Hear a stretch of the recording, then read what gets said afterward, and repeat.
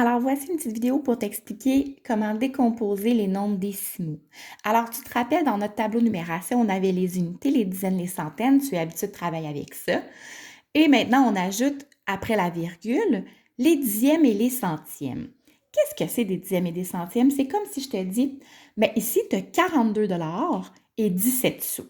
Ça veut dire que tu n'en as pas 43 $, tu en as 42 et quelques poussières. Alors, les dixièmes et les centièmes, ici, c'est pour calculer nos petites poussières. Alors, c'est pas un entier complet. Tu comprendras que tu as juste 17 sous et t'en manques pour te rendre à 1 $ pour avoir 43. Alors là, on va regarder comment les décomposer. Il faut que tu saches que les dixièmes, c'est sur 10. Et quand on dit centième, c'est sur 100. Les dixièmes, c'est aussi comme 1 dixième, ça serait 0,1. Puis le 7 ici serait 0,07, OK? Comme la position des centièmes. Peut-être que ça te semble compliqué, mais à force de le travailler, ça va finir par s'inculquer, OK? Alors, comment on décompose notre 42,17? On a plusieurs choix. Le premier choix, je vais l'écrire ici.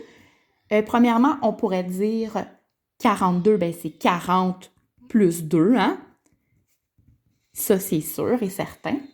Puis, on pourrait dire, il y a 1 dixième, alors 0,1, comme je t'ai montré, et 0,07, 7 centièmes. Alors, ça ferait mon bon nombre. La deuxième façon de le faire, on va réécrire 42,17, ça serait de dire encore, ben, 42, c'est 40 plus 2.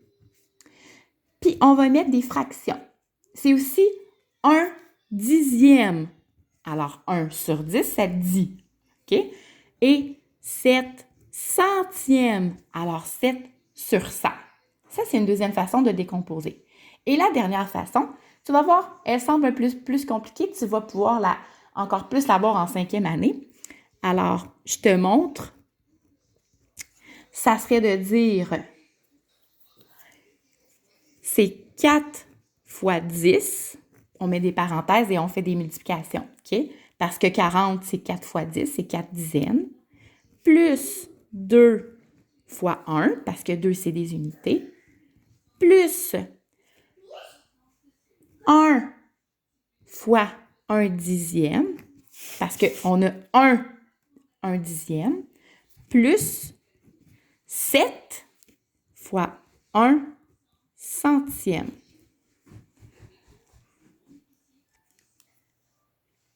Je vais t'en faire un dernier avec la dernière décomposition pour que tu puisses comparer. Si j'ai 35,28, alors c'est 3 fois 10 parce qu'on a 3 dizaines, plus 5 fois 1 parce qu'on a 5 unités, plus 2 fois 1 dixième parce que le chiffre à la position des dixièmes, c'est 2. OK? Et là, on a 8 à la position des centièmes, alors ça va être 8 fois 1 centième. Voilà!